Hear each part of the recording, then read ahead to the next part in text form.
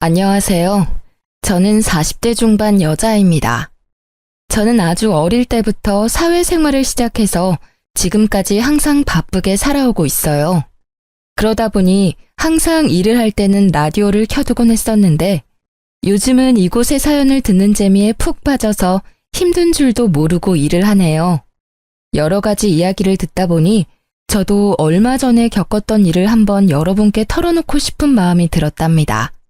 그러려면 거의 20년 가까이 묻어두고 다시는 들춰보지 않으리라 다짐했던 이야기까지 여러분께 들려드려야 할 것 같네요. 한번 시작해 볼게요. 저는 3년 전부터 요양보호사로 일을 하고 있는데요. 최근에 다른 요양병원으로 추천을 받아서 옮기게 되었답니다. 정말 힘들지만 또 한편으론 보람도 있고 저의 노후를 생각해 볼 수 있어서 감사하는 마음으로 열심히 하려고 생각을 했죠. 일을 끝내고 퇴근을 하려고 병원 복도를 지나는데 휠체어를 탄 아저씨가 저를 뚫어지게 보며 제 쪽으로 점점 다가오더라고요. 무슨 일이 있나 싶어 도와드리려고 저도 다가갔는데 아저씨의 얼굴을 본 순간 자리에서 얼어붙고 말았답니다. 바로 제 전남편이었기 때문이에요. 정말 당신이 맞네. 하나님이 내 기도를 들어주셨나? 꼭 한 번은 당신을 만나고 싶다고 매일 기도를 했어.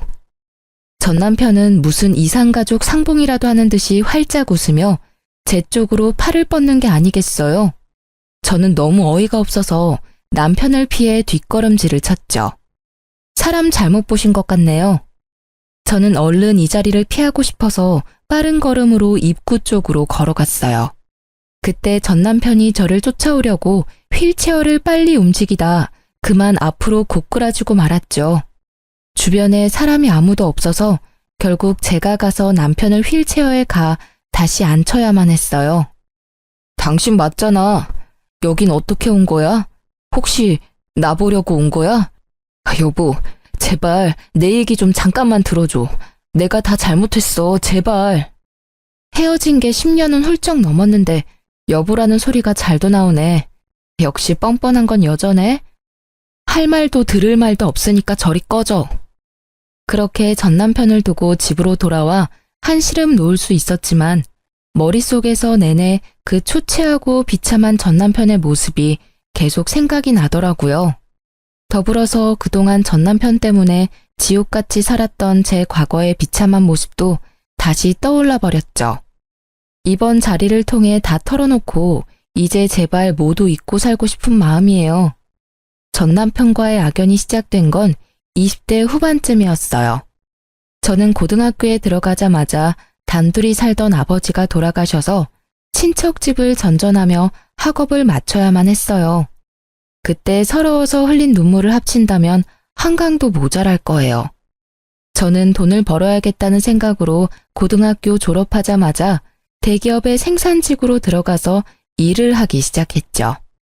3교대를 해서 밤낮이 바뀌고 몸이 너무 힘들었지만 그만큼 점점 늘어나는 월급을 보며 하루하루 버틸 수 있었답니다.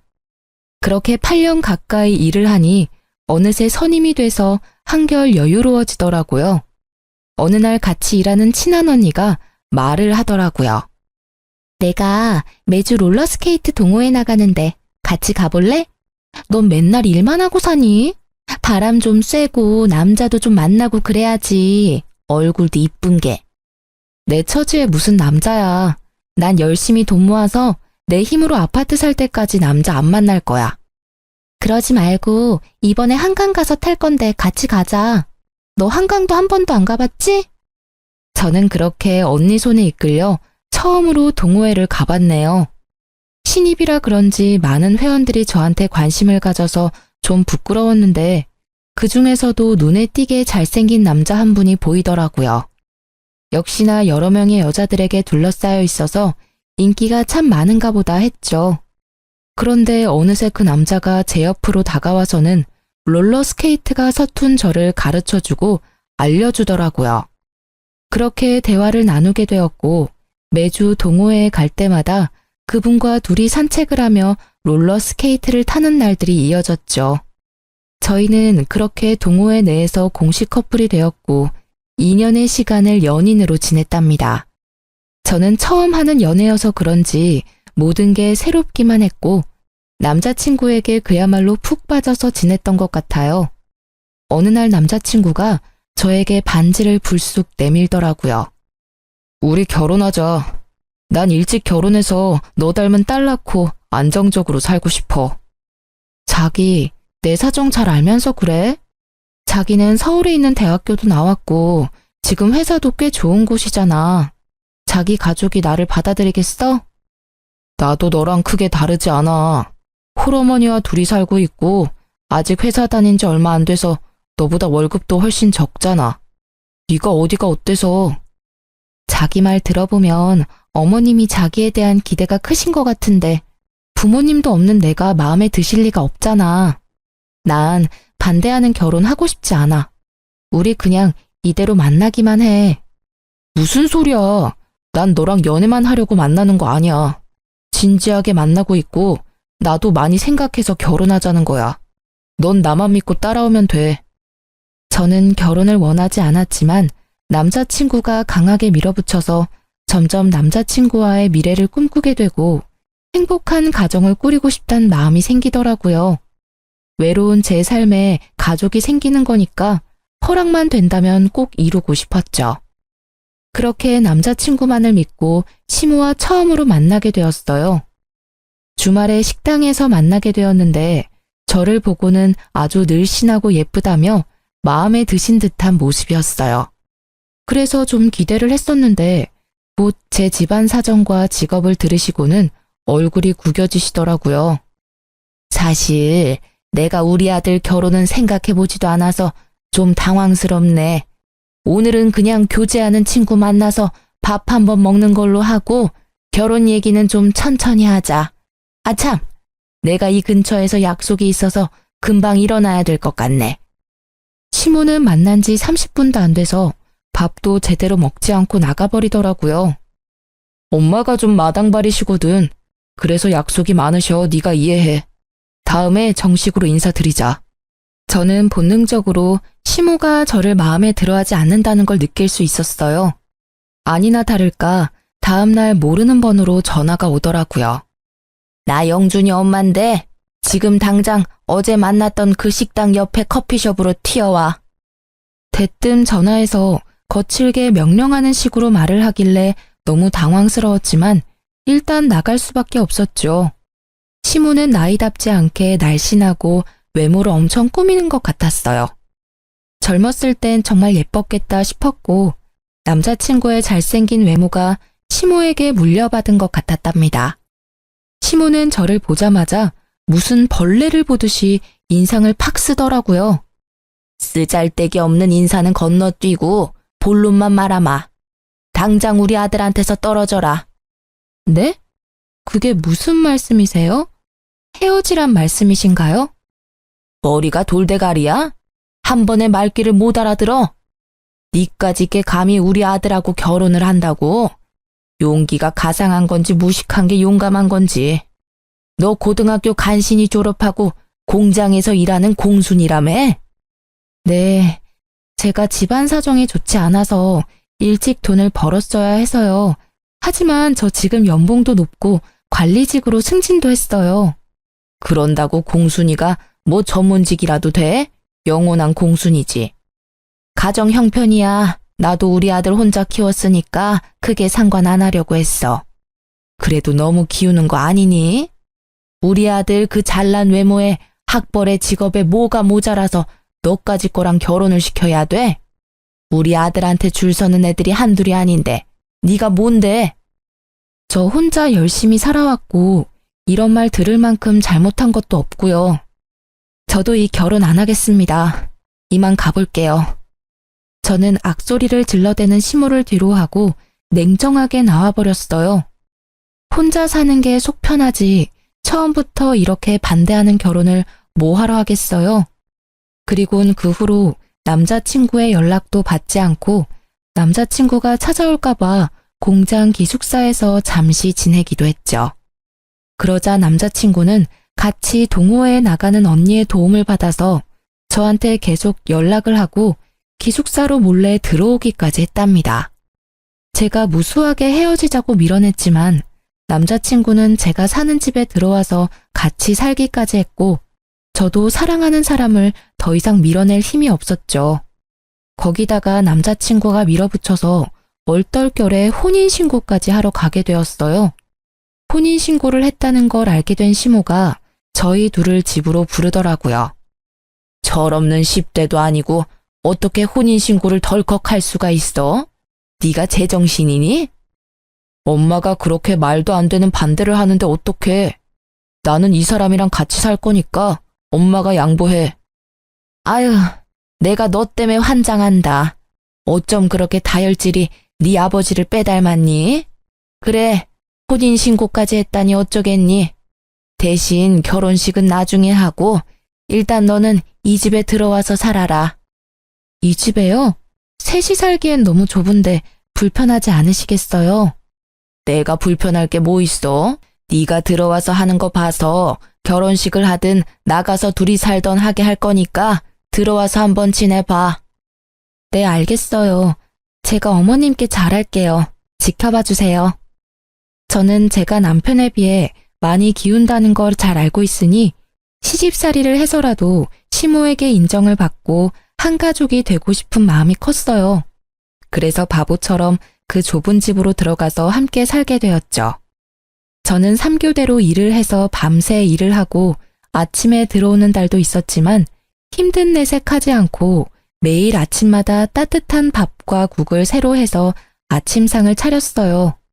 지금 생각하면 참 바보 같고 쓸데없는 짓이었지만 그때 당시에는 그렇게 매일 밥을 해서 남편을 먹이는 것도 행복했고 매일 하면 언젠간 시모도 저를 인정해 줄 거라는 희망이 있었던 것 같아요.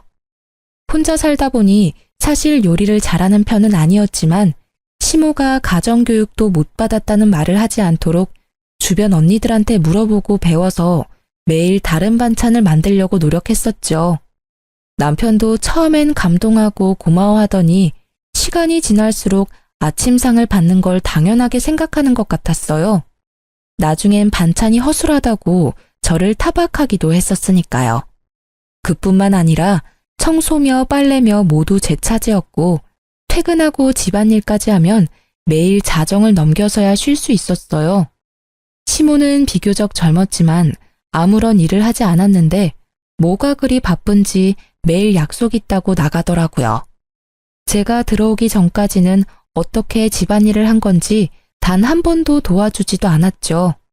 혼자 살 때는 일만 하고 나머지 시간은 혼자 쉬면서 저만의 일상을 보냈는데 결혼을 하고 나니 제가 모든 집안일을 떠맡아서 너무 힘들고 피곤했어요.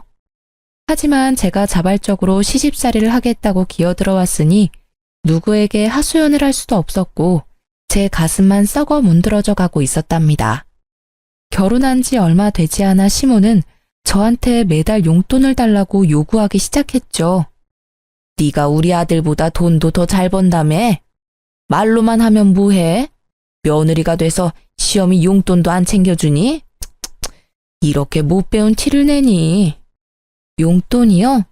영준 씨가 매달 드린다고 하던데요? 영준이는 영준이고 너는 너지. 돈 자랑 그렇게 하더니 왜 입을 싹 닦아? 당장 오늘부터 매달 50만 원씩 보내라. 지금도 시부모님 용돈으로 50만 원씩이라고 하면 적은 돈은 아니잖아요. 10여 년 전엔 더 큰 돈이었는데 저는 어쩔 수 없이 시모에게 매달 돈을 줘야만 했어요. 그것도 남편에게는 말하지 말라고 해서 비밀로 하고 줘야만 했죠. 시모에게 돈을 주다 보니 막상 제가 쓸 돈도 모자르고 저축은 전혀 할 수가 없게 되었답니다.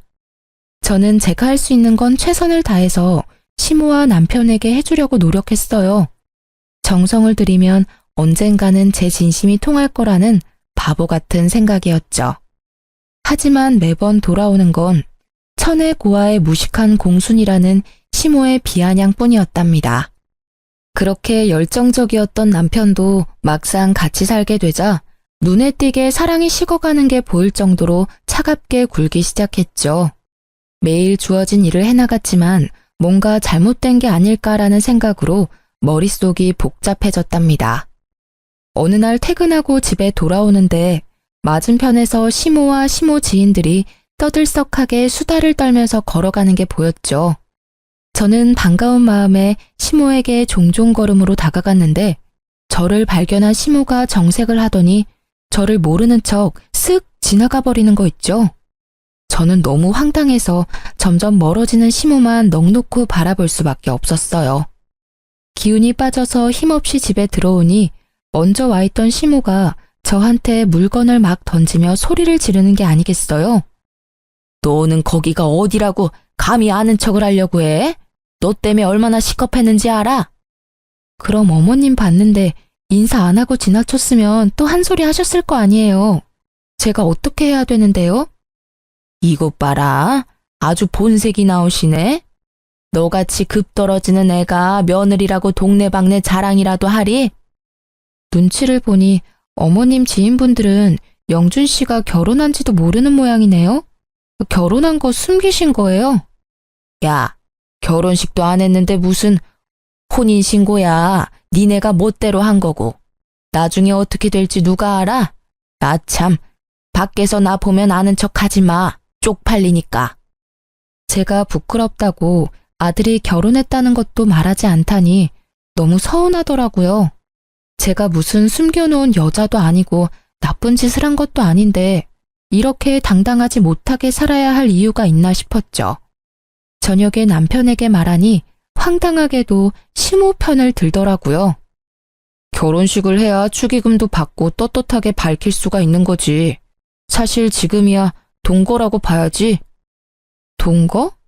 혼인신고까지 해놓고 그렇게 무책임하게 말할 거야? 그럼 결혼식은 언제 할 건데? 차일피일 미루기만 하고 있잖아. 아, 좀 기다리라고. 나 곧 이직할 건데 회사 사람들한테 축의금 받긴 좀 그렇잖아. 이직? 그런 말 없었잖아. 멀쩡히 잘 다니던 회사를 왜 옮겨? 아, 그런 게 있어. 너한테 일일이 다 말해야 돼? 피곤하게. 말하면 뭐 알아듣기는 하고. 근데 너 옷꼬라지가 이게 뭐야? 같이 산다고 너무 막 하는 거 아니야? 완전 아줌마 다 됐네. 말 다 했어? 퇴근하자마자 청소하고 밥 차리고 설거지 해봐. 피곤해서 씻을 힘도 없어. 도와줄 생각은 안 하고 이제 내 외모 지적이야? 아니, 좀 꾸미면 예쁜 걸 알아서 그러는 거지. 아, 말 대답 좀 그만해. 피곤해 죽겠는데. 결혼 초기만 해도 밤에 둘이 공원에 나가서 롤러스케이트를 타기도 하면서 깨가 쏟아지는 시절을 보냈는데요.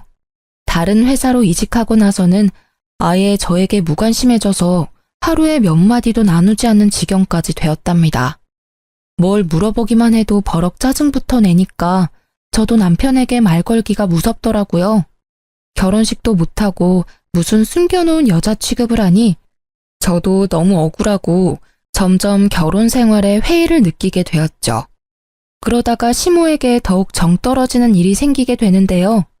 시모가 들었던 계모임의 계주가 돈을 들고 야반도주를 했다는 거예요. 시모는 5천만 원을 순식간에 날리게 되었다면서 밤마다 가슴을 주먹으로 치며 울고 난리를 부렸죠. 더군다나 그 중에 3천만 원은 최근에 사채업자에게 빌려서 계주에게 줬던 거라 매달 엄청난 이자를 내야 했고 시모는 당연히 갚을 능력은 전혀 없었어요. 엄마가 매일 밤 저렇게 우는 게 불쌍하지도 않아? 당신 모아둔 돈 좀 있지? 내가 차차 갚아줄 테니까 일단 급한 불부터 좀 끄자. 그거 갚으려면 나도 적금 깨야 돼. 내가 얼마나 힘들게 모은 건데. 그깟 돈보다 시어머니 건강이 우선 아니야? 아, 당장 돌아가실 것 같이 구시는데 일단 적금 좀 깨. 내가 매달 갚아줄게. 넌 내가 깡패들한테 잡혀갔으면 좋겠지? 며느리라는 게 어쩜 그렇게 야박해? 하나뿐인 시어미한테 그깟 돈 좀 못 해주니? 적금 좀 깨면 어때? 다시 부으면 되지. 끝까지 모른 채 하고 싶었지만 당장 사채업자들이 집까지 찾아와서 문을 두드리고 겁을 주니까 해결부터 해야겠다 싶더라고요. 남편은 사채업자들이 제 회사까지 찾아올 거라면서 매일 적금을 깨라고 저를 압박했고요. 사실 저는 어릴 적부터 차곡차곡 들었던 적금이 있었는데 그걸 깨서 시모의 빚을 갚아주게 되었어요. 제가 너무 속상했던 건 제가 빚을 갚아줬음에도 시모는 저에게 고맙단 말 한마디도 하지 않았다는 사실이었어요. 제가 피땀 흘려 모은 돈을 가져갔으면서도 마치 당연하다는 듯이 구는 모습에 정말 정이 확 떨어져 버리더라고요.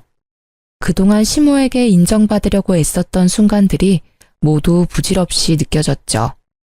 사실 아무도 저를 잡지 않는데 저만 이 집에서 나가버리면 두 사람과의 인연은 바로 끝나버릴 수 있을 것 같더라고요.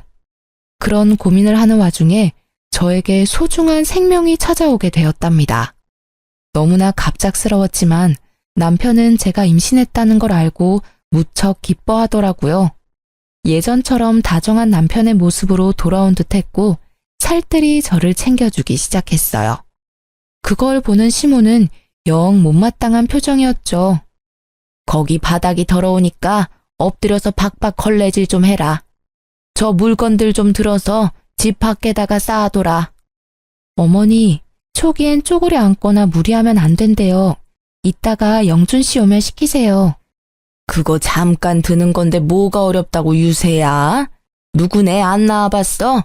그런 걸로 잘못되려면 안 낳는 게 낫지. 빨리 안 옮겨? 시모는 제가 임신 초기일 때 집안일을 더 시키고 무거운 걸 자주 들게 하면서 저를 더 괴롭히더라고요. 그땐 막연히 임신했어도 봐주지 않는다고만 생각했는데 지금 생각해보면 아기를 원하지 않아서 잘못되게 하려고 했던 것 같아 소름이 끼치네요. 저는 건강하게 아기를 낳고 싶어서 회사도 휴직했고 제 돈으로 맛있는 거 사 먹어가면서 아기를 지켜나갔어요. 그렇게 남편을 닮아 코가 오똑한 아들을 품에 안을 수 있었답니다. 아들을 낳고 품 안에 처음 안아본 날이 제 인생에서 가장 행복한 날이었어요. 그동안 시모와 남편에게 철없고 서운했던 건 모두 잊고 아기와 함께 한 가족으로 잘 살아보려고 다짐도 했었죠. 그렇게 집에서 아기를 돌보는데 빌라가 너무 좁아서 거실에서 아기와 생활하다 보면 물건들이 가득 차서 발 디딜 틈도 없더라고요. 화장실이 너무 좁아서 아기 욕조 놓고 목욕시키기도 너무 힘들었어요. 남편은 새로 이직한 회사 일로 바빠서 매일 밤 늦게 들어왔고 시모는 단 한 번도 육아를 도와주지 않았어요. 정말 매정할 정도로 아기 얼굴도 잘 쳐다보지 않더라고요. 아무리 제가 미워도 자신의 손주한테까지 이렇게 정이 없을 수가 있는지 기가 찼죠. 어머니, 저 잠깐 밥 좀 먹게 아기 좀 봐주실 수 있을까요? 혼자 잘 누워있고만 뭘 봐? 애 앞에 두고 밥에 국 말아서 후루룩 마시면 되지. 요즘 영준 씨도 매일같이 늦게 들어와서 저 혼자 하루 종일 아기를 보려니 너무 힘들어서요. 저 씻은 지도 며칠 됐어요. 잠깐만 좀 봐주세요. 네 애를 네가 봐야지 왜 나한테 봐달래? 내가 언제 손주 낳아달라든? 네가 좋아서 낳은 걸 가지고 왜 나한테 떠넘겨? 나 나가야 돼. 비켜. 아무도 도와주는 사람 없이 하루 종일 아기와 씨름하려니 정말 미쳐버리겠더라고요. 그나마 믿을 사람은 남편뿐인데 남편은 밤에 아기가 울어서 짜증이 난다면서 어느 날부턴 외박까지 일삼기 시작했죠. 주말에 저는 새벽부터 일어나서 아기를 보고 있는데 남편은 태평하게 늦잠을 자는 걸 보니 부하가 치밀어 올라 남편을 흔들어 깨웠어요. 주말엔 아기 좀 봐야지 언제까지 잘 건데 내가 얼마나 힘든 줄 알아? 나 혼자 애 만들었어? 아빠라는 인간이 어쩜 그렇게 애를 쳐다도 안 봐. 당신은 귀찮다고 외박하고 다니고 도대체 어디에 있다 오는 거야? 아, 정말 귀찮게. 일하다가 늦어지면 외박도 하는 거지. 너 지금 일 안 하잖아. 그럼 네가 애를 보는 게 맞는 거 아니야? 그래, 이렇게 나온다 이거지. 오늘 당신 일 안 하잖아. 그럼 당신이 애 보면 되겠네. 저는 남편에게 아기를 안겨버리고 지갑만 챙겨서 집을 나와버렸어요. 남편이 계속 전화를 해댔지만 다 무시해버리고 하루를 여관에서 혼자 보냈죠. 오랜만에 혼자 있으니 몸은 참 편했지만 아기가 걱정이 돼서 마음이 너무 불편했어요. 결국 다음날 오전에 집으로 들어갔죠. 집 안으로 들어가자 시모가 우는 아기를 안고 어쩔 줄 몰라 하고 있고 남편은 아기가 토한 우유를 닦고 있더라고요. 저를 발견한 시모가 악을 쓰면서 저에게 아기를 거칠게 넘겨주었답니다. 무식해도 정도가 있지. 어디 배워먹지 못하게 애를 두고 나가? 너 때문에 내가 얼마나 고생을 했는지 알아? 아우, 삭신이야. 야, 이러고도 네가 엄마냐? 애를 버리고 나가? 너 진짜 무서운 애였구나. 오히려 잘 됐어. 어젯밤 덕에 너랑 갈라서야겠다는 확신이 들었다. 당장 헤어지자. 뭐? 헤어져? 고작 하루 애 두고 나갔다고 이혼을 하자고? 제정신이야? 너나 애나 다 지겨워. 집에 들어오는 게 지긋지긋해. 애초에 너는 나랑 급이 안 맞는 애였어. 내가 뭐에 씌었었나 보다. 이제야 네가 제정신으로 돌아왔구나. 그러게 엄마가 계속 말했잖아. 쟤는 아니라고. 애까지 낳고 이게 뭐니? 저는 분노가 치밀어 올라서 주체가 안 되더라고요. 저는 남편의 뺨을 사정없이 세게 내리쳤어요. 지금 말 다 했어? 내가 지금까지 어떤 마음으로 견뎠는데. 뭐? 급이 안 맞아? 네가 얼마나 대단한데 나한테 그딴 말을 해? 이게 미쳤나? 누굴 때려? 잔뜩 흥분한 남편이 신발장에 있던 롤러스케이트를 저한테 던졌어요. 단단한 바퀴가 제 머리를 강타했고 저는 비명을 지르며 손으로 머리를 감쌌죠. 그때 손에서 축축한 느낌이 들어서 손을 보니 피가 잔뜩 묻어나왔어요. 찢어진 이마가 아픈 것보다 남편과 저를 이어주었던 롤러스케이트에 얻어맞은 제 모습에 가슴이 무너져 내리더라고요. 시모는 벌써 나가버려서 자취를 감췄고 남편은 제 피에 놀랐는지 주춤대다가 그대로 현관문을 열고 나가버렸답니다. 아기는 얼굴이 벌개져서 악을 쓰며 울고 저는 피를 철철 흘리며 남편이 나간 현관문을 뚫어지게 노려보았어요. 저는 충격과 배신감으로 한참 움직이지 못하고 있다가 아기 울음에 정신을 차려서 일단 손을 씻고 아기를 달래기 시작했죠. 이마에서는 계속 피가 흘러내리고 있었고 아기가 조용해진 뒤에야 저는 혼자서 지혈을 해서 간신히 피를 멈출 수 있었답니다. 그렇게 며칠이 지났고 시모도 남편도 집에 들어오지 않더라고요. 저는 혼자 미친 사람처럼 서럽게 울면서도 아기를 돌봐야 했고 너무 힘들어서 결국 친한 언니에게 연락을 했답니다. 언니는 한 걸음에 집으로 달려와 주었어요. 세상에, 이게 무슨 일이야? 너 얼굴이 왜 이러니? 나한테 연락을 했어야지.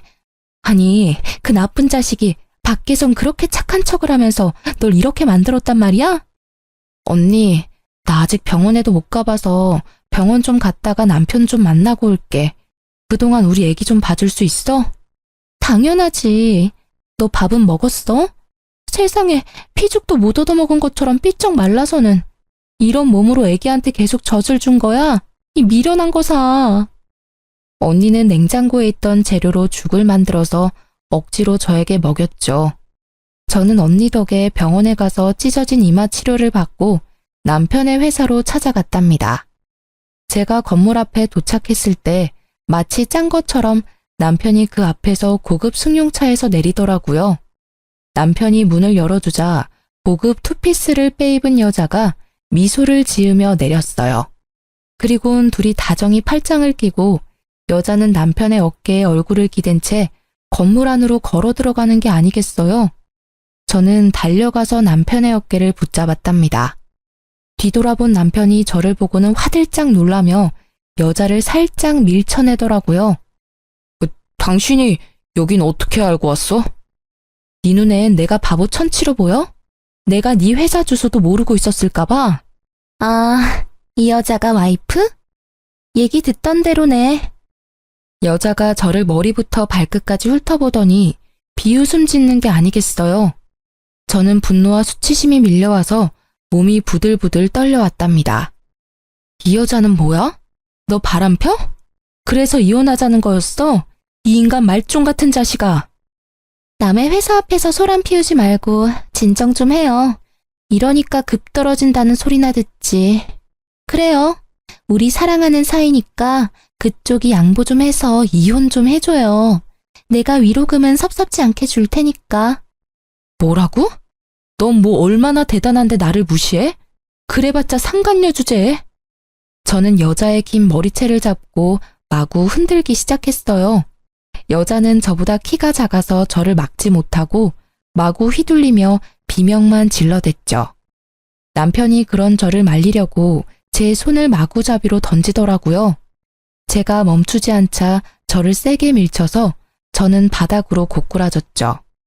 여자를 껴안고 머리카락을 쓸어넘기는 남편을 보고 부하가 치밀어서 남편에게 달려들었어요. 지금 생각해보면 며칠을 굶고 죽밖에 못 먹었던 제가 어디서 그런 힘이 나왔는지 모르겠어요. 악에 받쳐서 그런 행동을 할 수 있었던 거였겠죠. 저는 남편의 머리를 마구 뜯기 시작했고 곧바로 남편 뺨을 사정없이 때려댔죠. 이번에는 상간녀가 제 허리를 잡고 뜯어말리더라고요. 점점 사람들이 몰려들자 상간녀가 곤란해하는 게 바로 느껴졌어요. 그래서 더욱더 남편에게 달려들어 물귀신처럼 매달리기 시작했고 사람들이 우리를 둥글게 구경을 하기 시작하더라고요. 저는 이때다 싶어 큰 소리로 말했죠.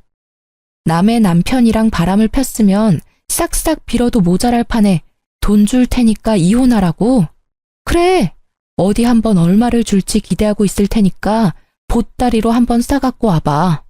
상간녀 주제에 고상한 척 잘난 척 하지 말고. 저는 긴 머리로 얼굴을 필사적으로 가리는 상간녀를 팍 밀치고 건물을 나왔죠. 집으로 돌아오는 내내 눈물이 주체할 수 없이 흐르더라고요. 아기 때문에 화가 나서 이혼이란 말이 튀어나왔을 거라고 생각했는데 남편에게 다른 여자가 생겼다니 믿어지지가 않더라고요.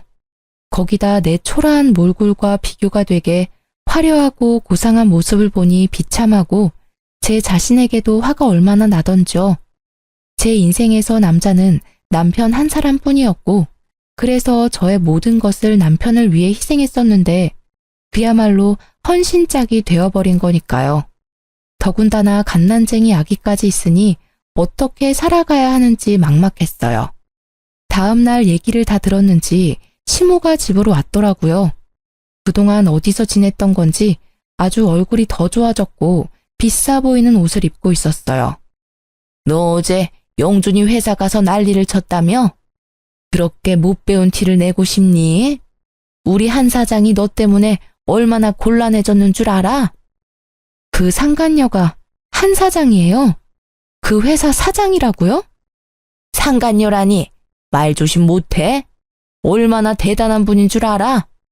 영준이보다 4살 많은데 그 큰 회사 대표에다 재산이 어마무시하다. 그런 여자가 좋다는데 어떤 남자가 마다해? 이제야 기억이 나네요.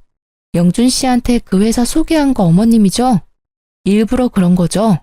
손주까지 있는데 어머니가 사람이에요? 소개해준다고 다 정분나냐? 둘이 잘 될 팔자였으니까 그런 거지. 더 말할 거 없고 이렇게 된 거 한 사장이 두둑히 챙겨준다고 할 때 이혼해. 애랑 살려면 돈이 있어야 할 거 아니야. 현실적으로 생각을 좀 하라고. 그래도 어머니 손주인데 어쩜 그렇게 정이 없으세요? 이혼하면 다신 손주 안 보실 거죠? 어차피 재혼하면 자식이야 또 생길 텐데 지금 정리 안 하면 나중에 분란만 생긴다. 네가 원해서 낳은 애니까 네가 키워라. 나나 영준이는 미련 없으니까 친권이며 양육권이며 싹 다 네가 가져가고 이혼만 해줘라. 육아하느라 정신이 없어서 남편이 했던 말을 흘려들었었는데 이제야 기억이 나더라고요. 그동안 남편이 자기 회사 대표가 대단하다면서 칭찬을 많이 했었고 저랑 비교도 많이 했었거든요. 저는 당연히 남자일 줄 알고 신경도 안 썼는데 그 상간녀였던 거죠. 시모는 어떤 모임에서 상간녀를 알게 됐는데 상간녀가 몇 년 전에 이혼을 했다는 걸 알고 남편을 그 회사로 이직하라고 계속 꼬드겼던 거죠. 시모의 소원대로 얼굴이 반반한 남편에게 상간녀가 관심을 갖게 됐고 결국 넘지 말아야 할 선까지 넘어버리게 된 것이었고요. 시모는 이 집을 나가서 상간녀가 마련해준 아파트에서 호의호식을 하며 지내고 있었던 거죠. 그러니 제가 얼마나 눈의 가시처럼 여겨졌을까요? 제가 순순히 이혼 안 하면 어쩔 건데요? 돈에 눈이 돌아서 아주 쥐도 새도 모르게 어떻게 해버릴 것 같네요. 내가 누구 좋으라고 이혼을 해요? 이혼 안 하면 마음 떠난 남편 붙들고 내 구박받으면서 계속 이렇게 살 거야? 애를 생각해서라도 잘 생각해라. 한 사장 마음 바뀌기 전에. 이번에는 급에 맞는 며느리 얻으셔서 아주 좋으시겠네요. 대단한 며느리 모시고 어디 한번 잘 살아보세요. 어머님이 제 눈에서 피눈물 나게 했으니까 어머니도 언젠가 피눈물 흘리면서 후회할 날이 올 거예요. 내가 눈 똑똑히 뜨고 지켜볼 거고요. 저는 그 길로 아기를 데리고 그 집을 나와버렸답니다. 시모 말대로 이미 끝난 인연을 아기 때문에 미련하게 붙잡고 있기도 싫었고 남편이나 시모 얼굴도 다시는 보고 싶지 않을 만큼 끔찍했거든요. 합의 이혼하고 확정이 된 날에 참 어이가 없는 게 셋이 살던 그 좁은 빌라 명의도 제 이름으로 바꿔주고 상간녀가 바로 1억을 입금해 주더라고요. 돈을 막 써도 될 만큼 많아서 그런 건지 아님 그만큼 남편에게 빠져서 그런 건지는 몰라도 저는 20년을 벌어도 못 모을 돈을 한 번에 보내주니 참 기가 막혔답니다. 너무 원통하고 분하고 제 지난 시간이 후회되었지만 아기와 살 길이 막막했기에 그 돈을 받을 수밖에 없었어요. 저는 셋이 살던 그 빌라가 치떨리게 싫어서 바로 팔아버리고 그 돈과 1억을 합쳐서 서울의 아파트를 구입해서 아기와 둘이 살아가게 되었답니다. 혼자의 몸으로 갓난아기를 키우며 사는 건 정말 고통스러울 정도로 힘들었죠. 저는 잠깐씩만 일할 수 있는 식당 아르바이트를 해서 돈을 벌다가 아기가 유치원에 다닐 수 있게 되자 좀 숨통이 튀어 작은 건설 회사의 경리로 일을 하기 시작했어요. 사무직 경력이 없던 저는 야근까지 해가면서 열심히 일을 배워서 6개월이 지나서부터는 사장님의 인정도 받게 되었고 5년 동안 그곳에서 일을 했죠.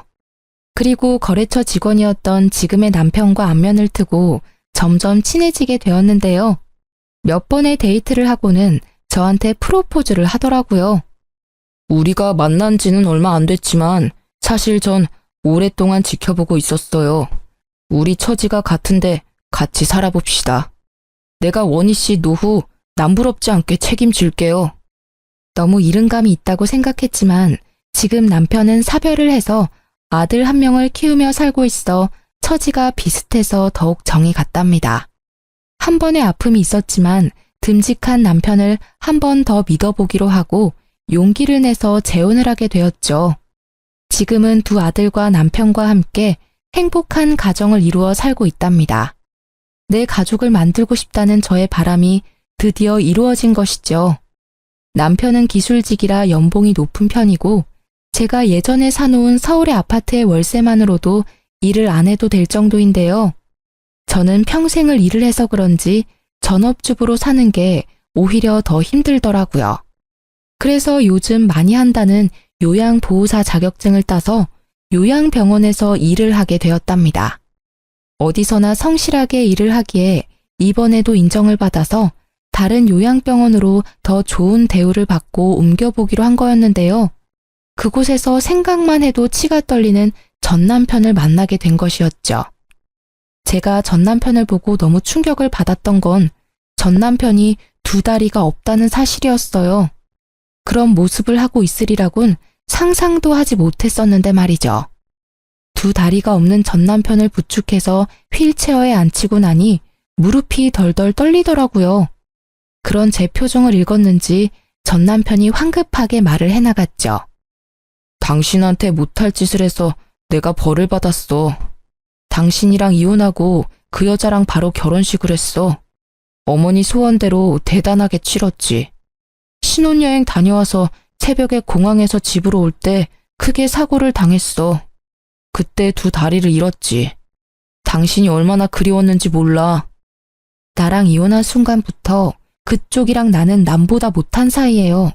그쪽이 어떻게 되든 아무 관심이 없다고. 전 남편은 초췌한 얼굴로 눈물을 절절 흘리면서 팔을 연신 제 쪽으로 뻗어대더라고요. 저는 그 모습조차 소름이 끼쳐서 계속 한 발짝씩 뒷걸음질 쳤어요. 당신도 내가 싫지? 그 여자는 많이 다치지 않았었는데 내 다리가 없단 걸 알고는 뒤도 안 보고 가버리더라고.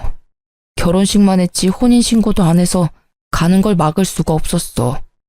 그 후로 어머니가 내 기저귀 갈아가며 간병하시느라 고생 많이 하셨는데 작년에 갑자기 뇌출혈로 돌아가셨어. 그래서 요양원으로 들어온 거야. 태어난 손주 기저귀 한 번도 안 갈아주더니 다리 잃은 아들의 대소변을 받아가며 간병했었다는 시모야말로 자업자득이라 해야 할까요? 저는 더 이상 전 남편과 마주하고 싶지 않아 서둘러 현관으로 발걸음을 옮겼어요. 전 남편이 저를 따라오면서 계속 불러대더라고요. 여보, 잠깐 기다려줘. 할 말이 있어. 제발. 우리 아들은 지금 어디 있어? 내가 매일 우리 아들 생각하며 울다 잠들어. 우리 아들 얼굴 한번 볼 수 있을까? 내 소원이야. 내가 왜 그쪽 소원을 들어줘야 돼? 그리고 당신이 나랑 아기를 버린 이후로 당신 아들은 이 세상에 없는 거야. 다시는 우리 아들이란 말 짓거리지 마. 매일 당신이랑 우리 아들만 생각하며 살았어. 언젠가 다시 만날 수만 있다면 당신에게 벌인 짓을 용서를 빌고 싶었어. 여보, 미안해. 제발 용서해줘. 다시 날 받아줄 순 없을까? 용서 좋아하네. 다리까지 잃었으면 사람이 될 만도 한데 예전이나 지금이나 어쩌면 그렇게 이기적이야? 내가 아직도 너만 바라보고 사는 등신인 줄 알아? 난 진작에 재혼해서 지금 남편이랑 행복하게 살고 있어. 넌 평생 네가 만든 지옥에 갇혀서 잘 살아봐.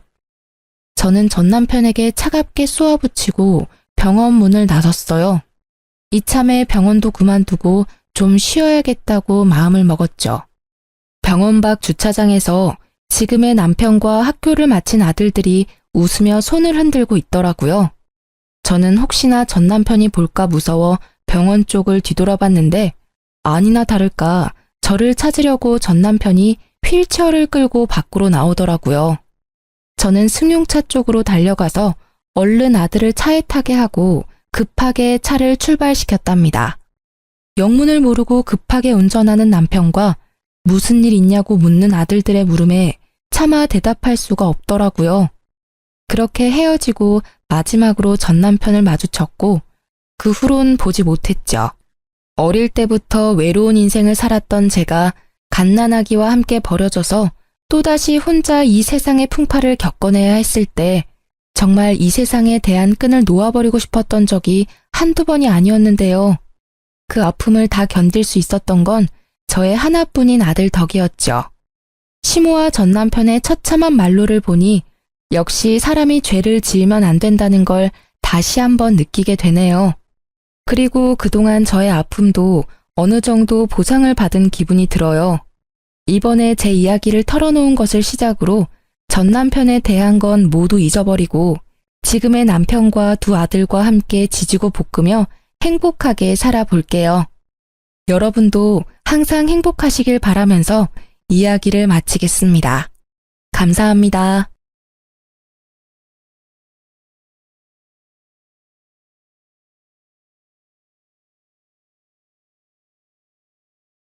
안녕하세요. 저는 수원에 사는 30대 초반 어린이집 교사입니다. 제가 아이들을 참 좋아해요. 힘든 일이 있을 때 저희 반 친구들의 웃음을 보면요. 피로가 싹 사라진답니다. 그래서 전 결혼도 일찍 해서 아이를 빨리 낳고 싶었는데요. 아이를 낳기도 전에 전 이혼을 먼저 경험하게 됐습니다. 20대에는 잘 몰랐는데요. 30대에 접어들자 사람 만날 기회가 잘 안 생기더라고요. 소개가 아니면 아무도 만날 수 없겠구나 싶었죠. 그러던 차에 저희 원장 선생님께서 남편을 소개해줬어요.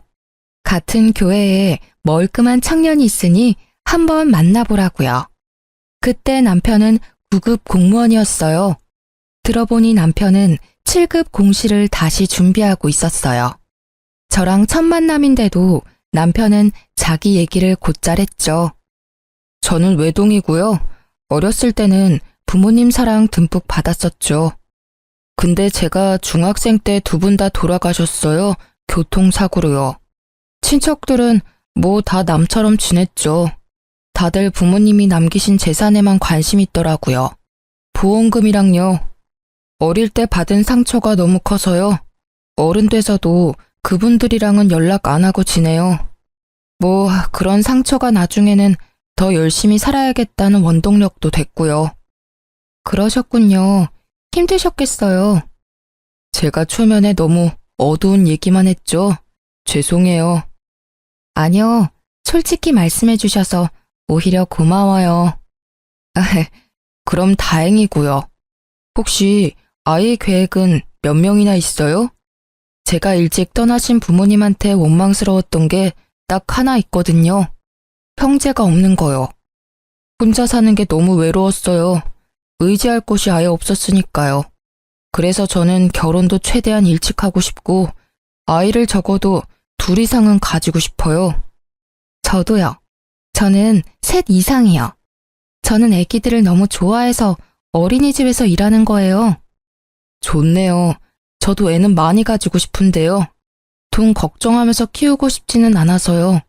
그래서 다시 7급 공무원에 도전하는 거예요. 저는 남편의 솔직한 얘기들을 듣고 완전 무장해제 됐습니다. 살아온 환경은 엄청 달랐지만요. 서로 비슷한 결혼 가치관을 가지고 있어서 좋았거든요. 게다가 남편은 혼자 힘으로 대학교까지 졸업하고 공시까지 합격한 거잖아요. 저와는 완전히 다른 모습에 많이 끌렸던 것 같습니다. 남편과는 자연스럽게 결혼을 전제로 연애를 시작했어요. 아쉽게도 남편은요, 절 만난 해에 응시한 7급 시험에서는 떨어졌습니다. 저와 연애하면서 공부에 방해가 된 게 아닐까? 그런 죄책감을 많이 느꼈었죠. 자연스럽게 저희의 결혼도 한 걸음 멀어졌고요. 7급에 붙으면 서로 결혼하자 했었거든요. 그래서 저희 부모님께서는요, 저희의 결혼을 앞당길 수 있게끔요, 남편의 7급 시험 준비를 아주 물심양면으로 도와주셨습니다. 저희 친정이 재벌까지는 아니지만 경제적으로는 많이 여유로운 편이었거든요. 자네는 아무 걱정하지 말고 그저 열심히 공부하게. 앞으로는 우리가 자네의 부모가 돼주겠네. 그동안 혼자 살아내느라 참 애썼네. 네? 네 아빠가 둘이 원하면 지금이라도 결혼 준비하래. 글쎄 아빠가 다 도와준다잖아. 엄마와 저는 기뻐서 껴안고 펄쩍펄쩍 뛰었죠. 남편은 눈물을 훔치면서 감사하다고 계속 인사했고요. 그렇게 남편 공부에 들어가는 돈은 모두 친정에서 지원해 주셨습니다. 남편은 본격적으로 9급 공무원 일을 그만두고요. 온전히 공부에만 집중할 수 있었습니다. 그때 남편은 제 친정 부모님께요. 어머니, 아버지, 평생 효도하면서 갚아 나가겠습니다.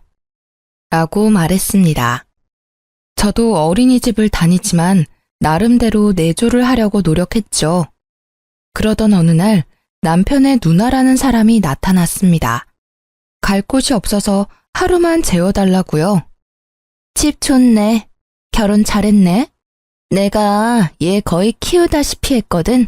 올케라고 불러도 괜찮지? 네, 형님. 올케는 무슨 일해? 어린이집에서 일해요. 그래? 9급 공무원이랑 어린이집 선생님인데 집이 꽤 좋다? 야, 설마 로또라도 당첨된 거야? 집은 장인어른이 해주셨어. 그래? 다행히 남편 누나라는 사람은 정말 하룻밤 있다가 갔어요. 저는 다음날 되어서야 남편에게 물었습니다. 여보, 사촌 누나 아니고 친누나 맞지? 지금까지 당신 왜 혼자라고 거짓말한 거야? 누나가 저렇게 멀쩡히 살아있잖아. 어제 내색은 못해도 조금 놀랐어. 우리 엄마 아빠한테는 뭐라고 말해야 돼? 당신 뉘앙스가 왜 그래? 기분이 좀 그렇다. 난 뭐 일부러 그랬겠어? 거짓말한 게 아니라 미국에 있으니까 그렇게 말했지. 앞으로 얼굴 볼 일도 없을 거라 생각했으니까. 게다가 누나가 떠날 때 뒤도 안 돌아보고 떠났거든. 미국에서 이혼하고 이렇게 갑자기 찾아올 줄은 몰랐어. 그리고 이제 또 볼 일 없을 텐데 장인어른 장모님께 뭘 굳이 말하려고 해. 그냥 넘어가. 너만 알고 있어. 앞으로는 누나 진짜 볼 일 없을 테니까. 남편은 오히려 저에게 서운함을 토로했습니다. 저는 묘하게 달라 보이는 남편의 곁이 낯설었어요. 그땐 그게 아주 작은 거짓말의 씨앗인 줄은 꿈에도 몰랐죠. 어린이집에서 아이들 낮잠을 재우고 있었는데요. PC방 결제 내역 문자가 날아왔습니다. 처음에는 남편이 카드를 잃어버린 줄 알았어요. 분명 학원에 있어야 할 시간이었거든요. 저는 혹시나 해서 남편에게 문자를 했습니다. 그랬더니 자기가 결제한 게 맞대요. 여보, 그럼 학원은 어쩌고? 요즘 스트레스를 너무 많이 받아서 오늘 딱 하루만 놀게. 많이 힘들었구나. 알겠어. 오늘은 마음 편하게 푹 쉬어. 한 번은, 아니, 하루쯤은 이해했어요. 남편은 한 번도 쉼없이 지금까지 달려왔으니까요. 하지만 남편의 일탈은 계속되었습니다. 당신 이제 7급 시험은 포기한 거야? 속상하게 왜 이렇게 마음을 못 잡아? 그리고 영화관은 누구랑 간 거야? 금액이 혼자 본 건 아니던데. 아, 진짜 하나하나 간섭 좀 그만해. 빠져도 되는 강이니까 빠졌어. 잘 알지도 못하면서. 너 가만 보면 돈 쓰는 것도 은근 눈치 준다? 용돈 편하게 쓰라며. 이렇게 캐묻는데 어떻게 편하게 쓰니? 아니, 내가 남편이랑 누구랑 영화 봤는지 물어보면 안 돼? 그리고 당신이 프리미엄 강의만 골라서 결제했잖아. 그중에 안 들어도 되는 강의가 있는 거야? 우리 엄마 아빠가 당신 원하는 대로 애써 주셨잖아. 근데 그런 소중한 수업을 자꾸 결석하니까 난 속상하지. 와, 지금 돈 내줬다고 생색내는 거야? 무섭다. 나중에는 얼마나 더 하려고 벌써부터 이래? 영화? 누나랑 봤다, 누나랑. 어쩔래? 남편은 오히려 제게 적반하장으로 화를 냈어요. 처음 보는 모습에 저는 많이 당황했죠. 게다가 모르는 번호로 전화가 왔어요. 네, 여보세요? 내 번호 저장해. 누구세요? 혹시 형님이세요? 그래? 한 번 본 게 다인데 목소리 듣고 용케도 알아보네. 네, 어쩐 일이세요? 아니, 자기가 너무 돈 가지고 남편 잡는다 싶어서 그래서 한번 전화해봤어. 네? 자기 친정 식구들 대단한 거 알겠거든? 근데 너무 생색내면 남편이 얼마나 답답하겠어. 어쩌다 오랜만에 한국 온 누나랑 영화 본 거 가지고 자기 참 너무하다. 내가 영어학원 면접을 봤는데 근처더라고. 그래서 동생 얼굴 한번 본 건데 그걸 그렇게 잘못했다고 애를 잡아? 그새 신우에게 잃은 남편이 원망스러웠어요. 신우는 저를 올케라고도 부르지 않았습니다. 자기라고 칭했죠. 조금은 불편한 어투였어요. 신우는 그 일을 계기로 자주 연락이 왔어요. 저희 부부 일에 계속 참견하더라고요. 한 번은 신우가 전화와서는 아니, 자기는 종일 공부한 서방 목욕물도 안 받아놓는 거야? 내조를 똑바로 안 하니 애가 방황하지. 라고 잔소리하더군요. 남편 역시 7살 먹은 애처럼 말이 안 통하더라고요. 여보, 명품 매장에서 100만 원 긁은 거 뭐야? 아, 내 가방이 좀 낡아서 기분 전환 겸 사봤어. 뭐? 기분 전환한다고 100만 원을 아무렇지 않겠어? 에이씨, 너 돈 타령이냐? 너 나한테 왜 그래? 당신은 내가 시험에 붙길 바라는 거 맞아? 왜 응원은 못할 망정 항상 스트레스를 주는데? 자기야, 시험은 자기가 원해서 보는 거잖아. 애초에 9급 그만두고 7급 바란 거 당신이잖아. 내가 시킨 게 아니잖아. 그럼 노력해야지. 요즘 그런 모습 전혀 안 보이잖아. 공부하는 사람이 명품 백팩 가방이 왜 필요해? 우리 부부 지금 둘 다 돈 버는 거 아니야. 나만 벌고 있잖아. 아껴 써야 하는 게 맞잖아. 나는 명품은커녕 아예 쇼핑 자체를 자제하고 있다고. 진짜 정 떨어지게 하네. 당신도 쇼핑해. 누가 하지 말라 했어? 이렇게 구박하는 거 장모님 장인어른도 아셔? 백수라고 이렇게 무시해도 돼? 나 원 서러워서 살겠나? 아시면 나를 불쌍하게 생각하겠지. 당신을 불쌍해 하시겠어? 잘났다. 부모 없는 고아는 마음 편하게 쇼핑도 하지 말라는 거지. 알겠다, 알겠어. 말을 또 왜 그렇게 해? 완전히 달라진 남편의 모습에 저는 당황스러웠어요. 생각 없이 카드를 막 긁는 행동은 물론이고 온화하던 성격까지 날카롭게 변한 듯 했죠. 그 다음날 신우는 어린이집까지 찾아와서는요. 야, 네가 뭔데 내 동생을 그렇게 구박해? 고아라고 무시하냐? 지금 아이들 앞에서 무슨 행패세요? 나가서 이야기해요. 아이들은 놀다가 큰 소리에 모두 경직했죠. 저는 옆반 동료쌤에게 아이들을 부탁하고 신우를 밖으로 끌고 나왔습니다. 아니, 안에서 이야기하면 되는 걸 왜 끌고 나와? 가만 보면 시대가 어려운지 모르지? 남편이고 신우고 다 만만하지? 그게 아니라요. 이렇게 갑자기 직장에 찾아오시면 어떡해요? 아이들이 놀라잖아요. 내가 적당히 하라고 경고했잖아. 근데 왜 남의 동생을 그렇게 쥐잡듯이 잡니? 부부 일에 계속 이렇게 사사건건 간섭하시면요. 하면 뭐? 저도 다 생각이 있어요, 형님. 참나, 나 아직 뭘 제대로 하지도 않았어. 아무리 화나셔도 함부로 직장에는 찾아오지 마세요. 싫은데? 내가 왜 그래야 해? 신우는 말이 통하지 않았습니다. 저는 남편과 신우의 진상짓에 더 이상 참을 수 없더라고요. 집에 돌아가자마자 남편에게서 카드를 뺏었어요. 남편은 그제야 좀 수그러들더라고요. 어이, 너 카드까지 뺏고 그래. 남편 굶고 다니라는 거야? 당신이 지금까지 뭘 잘못했는지 잘 생각해봐. 그리고 형님한테 계속 우리 이야기하는 것 같은데 그만 전달해. 알겠어.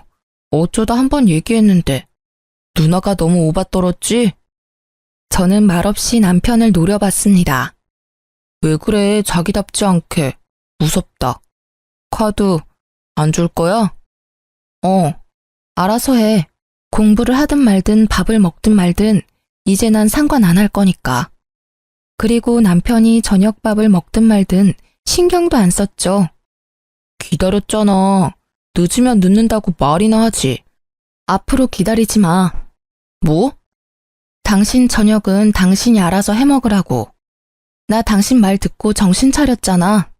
내가 힘들게 번 돈 당신은 막 쓰는데 난 왜 아끼나 싶더라?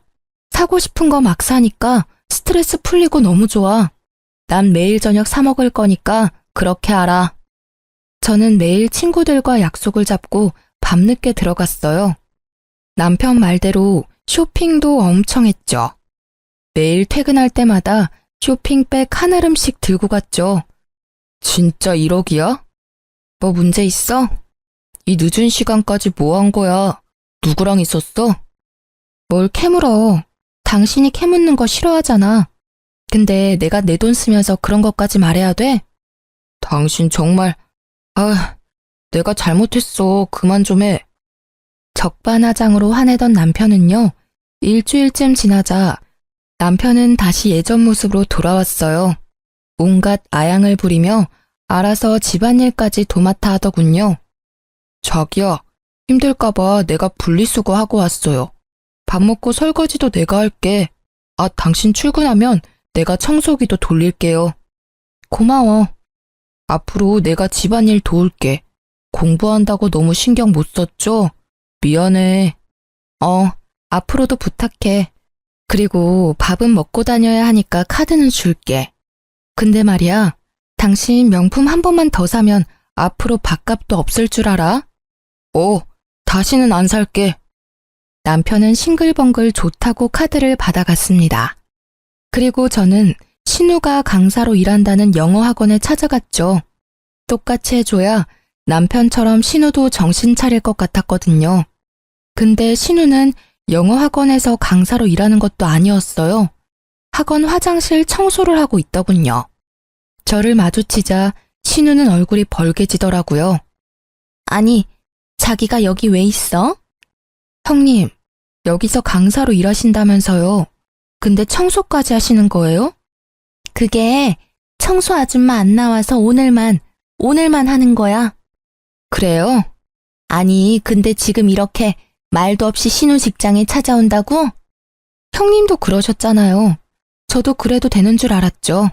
뭐? 자기 내 생각보다 더 최악이구나? 내가 한마디 좀 했다고 이래? 사실은요, 저 여기 학원 다녀볼까 해서요. 영어 공부 안 그래도 하고 싶었는데요. 기왕이면 형님한테 배우면 더 좋을 것 같아서요. 얼마씩 해요? 상담 받아보고 형님한테 배우고 싶다 할게요. 뭐? 상담 받으러 온 거예요. 아니, 왜 하필 내 학원이야? 형님한테 배우고 싶다고 제가 몇 번이나 말해요. 내가 잘못했으니까 이만 돌아가. 자기 정말 독하구나. 네? 왜요? 저는 형님한테 배우고 싶다니까요. 아유, 옳게 알겠어. 내가 진짜 미안해. 그만해. 어린이집도 2번 다시는 안 찾아간다고. 내가 생각이 짧았어. 알겠어요. 그만 가볼게요. 화장실 청소 파이팅 하세요. 제가 얄밉게 웃어도 신우는 아무 말도 못하더라고요. 속으로 어찌나 고소하던지요. 다행히 신우는 그 이후로 더 이상 간섭을 하지 않았어요. 역시 눈에는 눈, 이에는 이가 고전적인 방법이지만 통하더군요. 그렇게 한번 하고 나니 한동안은 모든 게 평화로웠어요. 남편도 마음 잡고 공부에 집중하는 듯 했고요. 그러다 저희 친정엄마 생신이 다가왔는데요. 남편이 놓치면 안 되는 중요한 강의 때문에 같이 식사를 못한다 했죠. 친정 부모님께서도 당연히 그게 맞다 하셨고요. 저는 속으로 이제야 마음 잡은 남편이 기특했어요. 이번에는 꼭 시험 붙기를 전부가 응원했거든요. 시험 준비 기간이 길어지면 본인이 가장 힘들 테니까요. 엄마, 생신 축하드려요. 이건 내 선물. 뭐야 이게? 어머머, 내가 좋아하는 브랜드네? 응, 접시가 딱 엄마 스타일이더라. 이서방이랑 같이 산 거야? 아빠는 제게 슬쩍 눈치를 줬어요. 아, 이서방은 따로 준비했지. 이건 내 선물. 그래? 아니, 이서방이 오늘 전화라도 할 줄 알았거든. 근데 네 엄마한테 전화 한 통 안 했더라? 아빤 그래서 좀 서운하더라.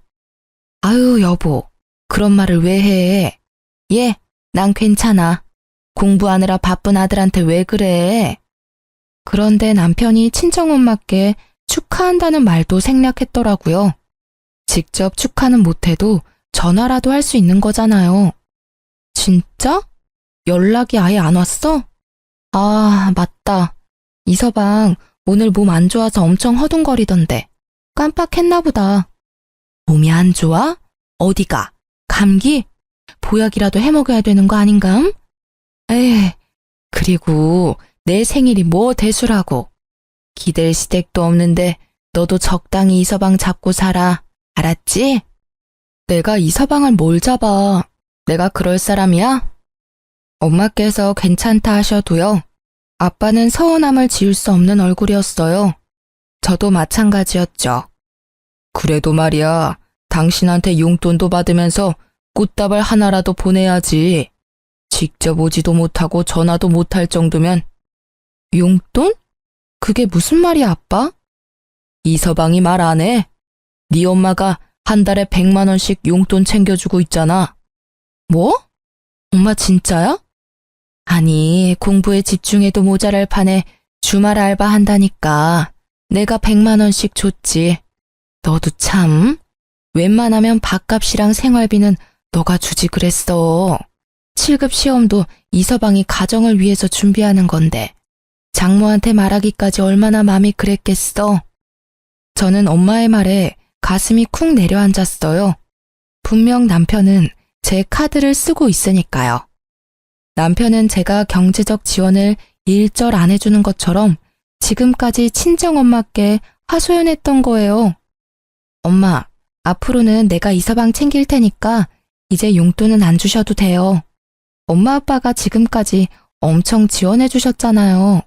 앞으로는 우리가 경제적으로 독립할 수 있게 이제는 믿고 지켜봐 주세요. 진실을 말씀드리면 부모님께서 많이 놀랄까봐 앞으로 제가 챙긴다고 더 이상 100만 원은 주지 말라고 했어요. 그리고 곧장 남편에게 전화를 했는데요. 여보세요? 여보, 옳게. 왜 갑자기 소리를 질러? 형님이세요? 아니, 이 사람 전화를 왜 형님이? 아, 그게 주변에 약속이 있어서 왔다가 골골거리길래 밥 한 끼 사줬어. 지금 화장실 갔는데 뭐 급한 일이야? 아니요, 감사합니다. 그래, 나중에 또 통화해. 네.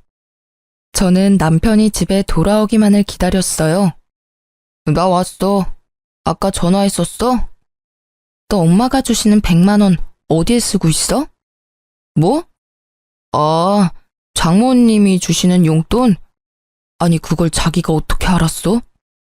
남편은 전혀 당황해하지도 않았어요. 오히려 어떻게 알았냐고 무덤덤하게 물었죠. 왜 엄마한테 그런 거짓말을 해? 당신 내 카드 쓰고 있잖아. 매달 그 많은 현금 다 어디로 쓴 거야? 양심이 있으면 받으면 안 되지. 학원비랑 여기 집도 다 우리 부모님이 해주신 거잖아. 우리 더 이상 손 벌리면 안 돼. 왜 이렇게 오바야? 장모님한테 돈 받은 거 그대로 모으고 있어. 그때 당신한테 카드 뺏겼을 때 말이야. 속상해서 농담처럼 얘기했었는데 그 뒤로부터 입금해 주시잖아. 내가 어떻게 거절해? 그대로 안 쓰고 모으고 있다고? 어디 보여줘봐. 뭐? 보여달라고? 지금 설마 나 못 믿는 거야? 못 믿겠어. 어디 썼냐니까? 안 썼다니까. 그렇게 남편과 싸우고 있었는데요. 친정엄마께서 전화가 왔습니다. 여보세요? 예. 이서방 때문에 내가 미치겠다. 엄마? 또 왜? 무슨 일 있어? 저는 남편을 째려보면서 통화를 이어나갔죠. 아니, 공부하기도 바쁜 사람이 몸도 안 좋다면서 어쩜 그래? 학원 끝나도 피곤할 법도 한데, 아니 글쎄, 내가 그동안 준 용돈 모아서 가방을 사왔지 뭐냐. 그것도 내가 네 아빠한테 갖고 싶다고 노래를 불렀던 그 가방. 가격도 비싸고 구하기도 어려웠을 텐데 언제 이런 걸 준비했다냐? 이서방 몸만 괜찮으면 아주 네 아빠 30년 산 임삼주 뜯을 뻔했어. 엄마께서는 신나서 속사포처럼 말을 내뱉더라고요. 저는 남편에게 너무 미안해서 얼굴이 시뻘개졌어요. 전화를 끊고 나자 남편은 어떻게 자기한테 그럴 수 있냐고 화냈죠. 잘 알아보지 않고 화를 내서 미안하다 사과했어요. 그래도 엄마한테 이제 용돈은 받지 말라고 했죠. 부족하면 제가 준다고요. 내가 안 받겠다고 못 받겠다고 몇 번이나 말씀드렸었지. 근데 그게 마음이 편하시다잖아. 그래서 난 받은 거고. 그대로 돌려주시면 안 받을 것 뻔하니까 가방 사드린 거야. 앞으로 절대 안 받을게. 그 대신 당신도 진짜 나한테 미안하면 부탁 하나만 들어줘. 들어줄게. 뭔데? 솔직히 신용카드 불편해. 용돈 현금으로 줬으면 좋겠어. 학원 근처에는 카드보다 현금 받는 곳이 더 많기도 하고. 알겠어. 그럴게. 남편은 제 눈치를 보며 말했어요. 언제부터 저 사람이 내 앞에서 저렇게 작아졌나 조금 속상했죠. 저는 제가 너무 예민했던 게 아닌가 반성했습니다. 남편을 응원한다면서 오히려 압박감을 주고 있는 듯 했죠. 앞으로는 함부로 남편을 의심하지 않기로 생각했습니다.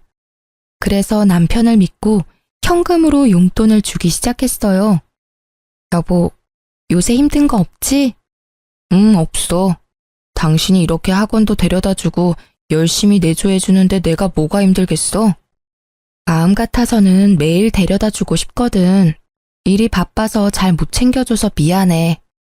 저는 휴일이지만 남편을 챙겨주려고 일찍 일어났어요. 밥도 해먹이고 학원까지 직접 데려다 주기로 했죠.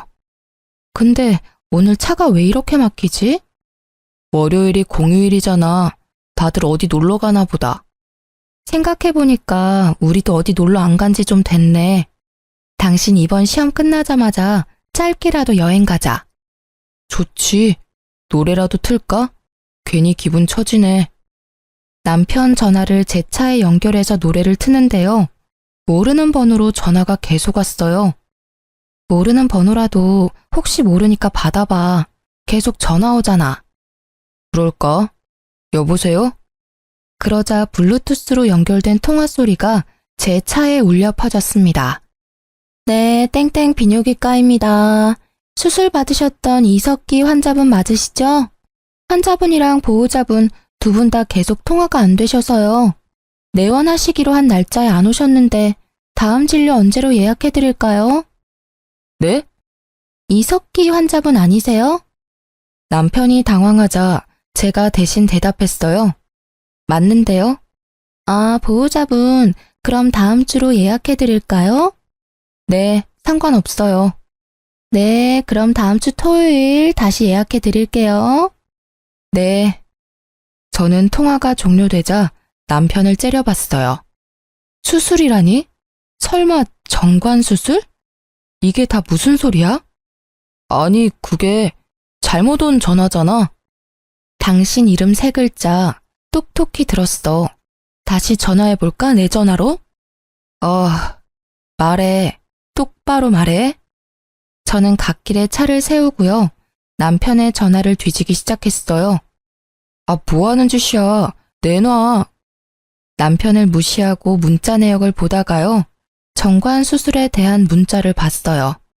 그리고 신우이가 보호자로 따라가 준 내용도 확인했죠. 당신, 나랑 아이 계획은 왜 세운 거야? 뭐 둘 이상은 낳고 싶다고? 근데 정관 수술을 부인 몰래 받아? 내가 아이 갖고 싶어 한 거 제일 잘 알면서. 어떻게 이런 짓을 해, 뒤에서? 야, 공부하는데 아이는 방해돼. 당분간만 묶어놓는 거야, 당분간만. 그리고 지금도 애 생기면 문제지만 시험 붙어서도 애가 어리면 여러모로 힘들어. 낳으려면 자리 잡고 애 낳아야지. 당신이랑 나 나이를 생각해. 언제 시험 붙고 언제 자리 잡을 건데 내가 키울 수 있다고. 아니 어떻게 내 동의도 없이 형님이랑 이런 짓을 벌여? 왜 이러한 중요한 결정을 혼자서 하냐고. 야, 내가 내 거 묻겠다는데 왜 네가 소리를 질러? 차라리 각방을 쓰던가. 묻기는 왜 묻냐고. 애초에 내가 빨리 결혼하고 싶었던 이유는 아이를 가지고 싶어서야. 당신한테도 계속 말했었잖아. 당신도 동의했고. 뭐 아이를 위해서 더 나은 직업을 원한다는 말도 다 거짓말이었네. 이럴 거면 공무원 시험도 때려쳐. 그냥 다른 일 해. 너 생각하면서 말해. 지금 너무 흥분했어. 됐어. 다 필요 없다고. 저는 너무 화가 났고 배신감을 느꼈어요. 남편 학원에 도착하자마자 데스크로 돌진했죠. 등록비, 아니, 남은 수강료라도 환불하려고요. 수강생 본인이세요? 아니요, 제 남편이 등록했어요. 아, 본인께서 오셔야 하는데. 야, 너 지금 뭐 하는 거야? 놔. 당신 학원도 이제 다닐 필요 없어. 아, 그냥 집에서 놀아. 내가 볼 테니까. 어차피 애도 없는데 우리 둘쯤이야 내가 못 먹여 살리겠어? 여기 본인 왔네요. 이석기 수강생 환불할 수 있으면 다 해주세요. 남편은 당황해서 저를 끌고 나가려고 했고요. 학원 데스크에서는 저희 둘의 눈치를 보다가 말했죠. 저 본원에는 이석기 수강생으로는 등록하신 내용이 없습니다. 그리고 수강생들이 혼란스럽기 때문에 소라는 자제해 주시고요. 두 분 일은 나가서 해결 부탁드립니다. 남편은 죄송합니다를 연발하며 저를 끌고 나왔죠. 저는 멍한 얼굴로 남편을 쳐다봤어요. 이게 다 무슨 소리야? 너 정말 끝까지 가보자 이거야? 알고 보니 학원 등록도 남편의 거짓말이었어요. 왜 지금까지 저는 눈치를 채지 못했을까요? 저는 1차적으로 눈치 없는 저에게 너무 화가 났어요. 돌이켜보면 수상한 점이 많았거든요. 학원 수강료도 항상 현금으로 받아갔고요. 용돈도 현금을 요구했었잖아요. 저는 믿을 수 없어서 남편의 가방을 그대로 뺏어 들었습니다. 열어보니 옛날에 남편이 구급대 공부했던 책 말고는 가방이 텅텅 비어 있었어요. 그리고 핸드폰을 뺏었죠. 남편은 자포자기해서 말했어요. 그래, 봐라 실컷 봐. 뭐 이렇게 무식하게 굴어? 말로 해도 될 걸 짜증나게. 그러고는 사라지더라고요. 저는 남편의 전화를 열심히 뒤졌어요. 제가 자기 핸드폰 패턴 하나 못 풀 줄 알았나 봐요. 금방 풀어서 샅샅이 다 뒤졌죠. 결혼하기 전 신우랑 나눈 충격적인 대화도 찾았어요. 누나, 대박. 이제 돈 걱정 없이 살 수 있어. 호구 집안 하나 물었거든. 출소하면 연락해. 나 출소했어. 호구 집안? 그게 다 무슨 말이야? 나 결혼함. 결혼? 네가? 공무원도 그만둠. 잘 다니던 공무원 왜 그만둠? 아, 맞다. 너 공무원 아니잖아. 하도 속이니까 나까지 헷갈리네. 계약직 공무직원 주제에. 아무튼 결혼함. 잘 사는 집안이야. 오, 어떻게 만났냐? 교회 가서 착한 척 좀 했더니 어떤 호구 소개시켜주던데. 어린이집 선생이라 벌이는 시원찮은데 친정이 잘 살아. 그래? 너 결혼할 때 엄마 아빠 왔냐? 왔겠냐? 독한 인간들. 아무리 그래도 자식 결혼인데. 내가 안 불렀어. 와서 무슨 말 할 줄 알고. 하긴 사고를 좀 쳤어야 말이지. 그니까. 그래서 나 고아라고 알고 있어. 부모 없다고 엄청 잘해줌. 가만 보면 내가 빵에 들어가는 게 아니라 너가 들어가야 돼. 뭐래.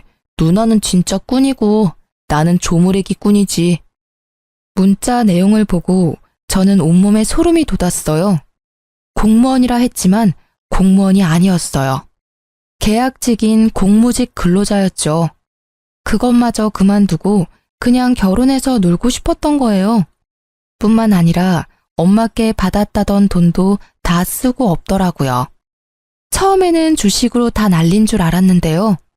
신우랑 주기적으로 불법 도박장에 다녔더라고요. 아마 학원비 역시 그렇게 탕진한 듯 했습니다. 제가 그렇게 충격에 휩싸여 있는데요. 남편의 전화가 울렸어요. 친정엄마였죠. 여보세요? 엄마.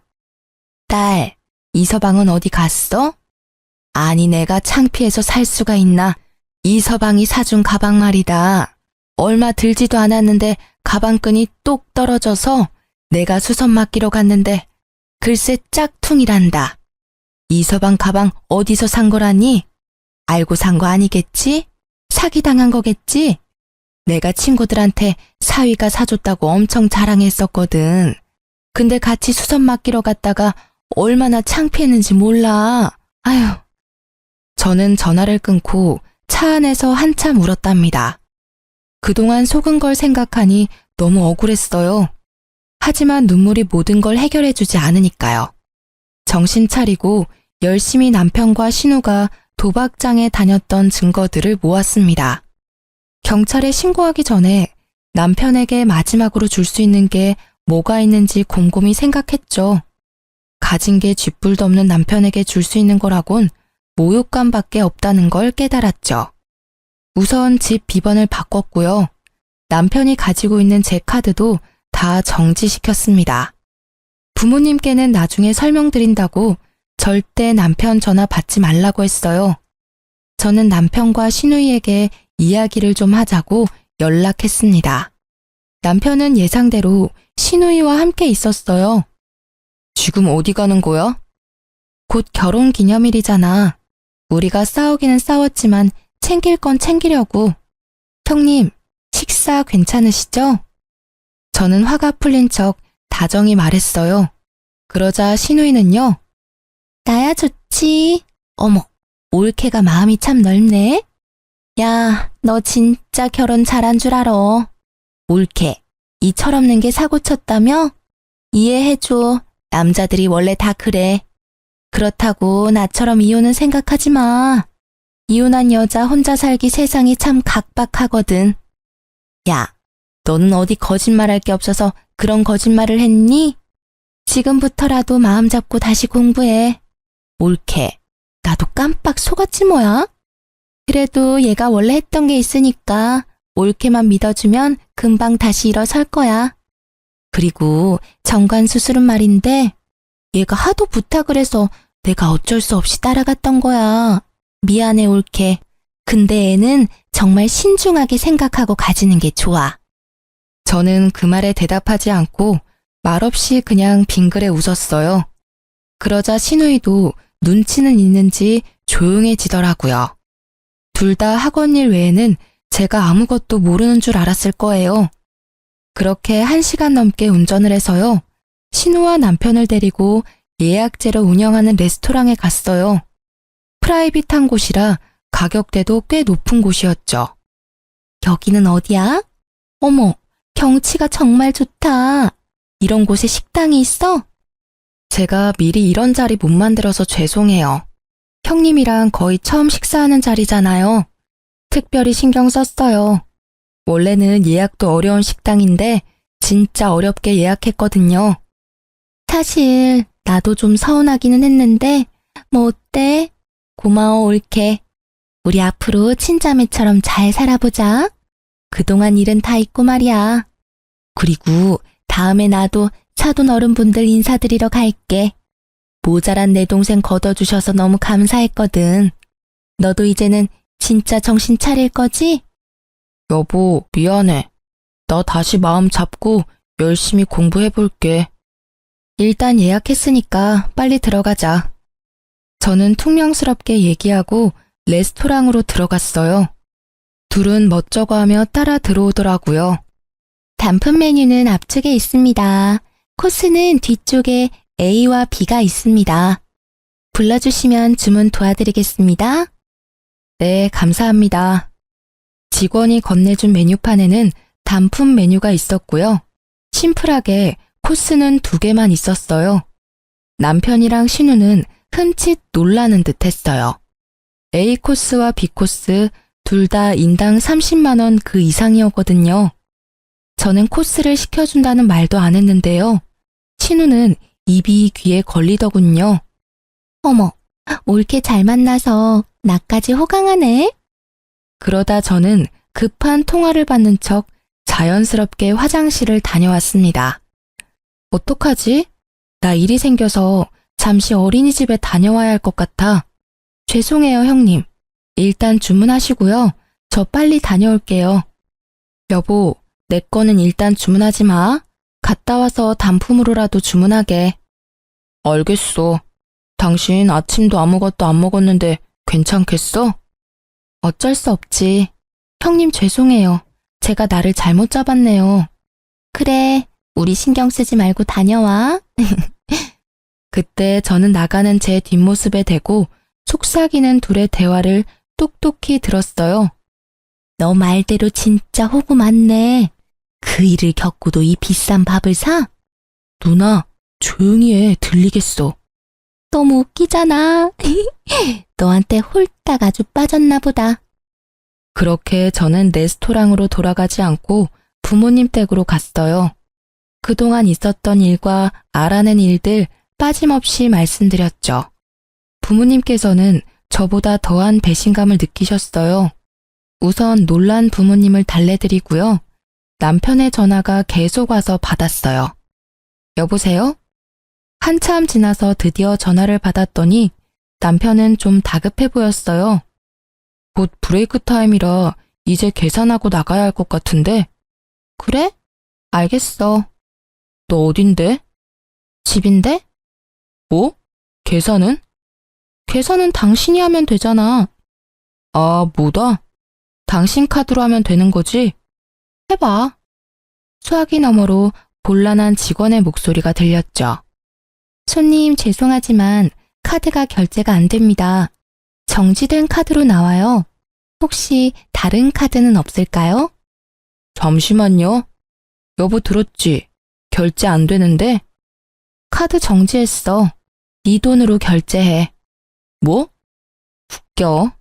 너네가 처먹어놓고 왜 나보고 돈을 계산하래? 당신 미쳤어? 지금 뭐라는 거야? 여기까지 데리고 온 사람이 누군데? 그래, 데려다 줬으면 기름값이라도 주던가. 공짜로 데려다 줬잖아. 근데 도대체 둘이서 뭘 얼마나 처먹은 거니? 둘이 뭐해? 빨리 결제하고 택시 불러. 옆에서 신우의 짜증난 목소리가 들리더군요. 저는 그대로 전화를 끊고 전원을 껐어요. 남편은 저랑 친정에 계속 연락을 했지만 안 받았어요. 저는 나중에 친구에게 전화를 했습니다. 사실 그 레스토랑 친구 남편이 하는 곳이었거든요. 어떻게 됐어? 경찰 불렀지. 미안해. 입금은 아빠 이름으로 할게. 얼마나 나왔어? 야, 입금을 뭐하러 해. 괜찮아. 그래도 가게에서 그런 일 벌였는데 내가 당연히 돈 내야지. 그리고 그것들 알거지라서 돈 받으려면 한참 걸릴 거야. 야, 오래 걸려도 저것들한테 받을 테니까 넌 나한테 돈 줄 생각도 하지 마. 오히려 내가 너 도와줄 수 있어서 얼마나 기쁜데. 저 못된 것들이 글쎄 네가 계산하는 줄 알고 생각 없이 얼마나 먹던지. 들어보니 와인도 비싼 걸 글라스도 아닌 2병이나 마시고요. 코스 요리도 모자라 단품까지 추가로 시켰다고 하더라고요. 아, 심지어 코스는 제 몫까지 3인으로 주문했다더라고요. 먹으면서도 제 욕을 엄청 했대요. 게다가 저희 친정 부모님 이야기도요. 앞으로 두 분한테 어떻게 더 돈을 뜯어낼지 서로 열변을 토했대요. 그러다 제가 안 오니까 전화를 슬슬 하기 시작한 거죠. 무전 취식.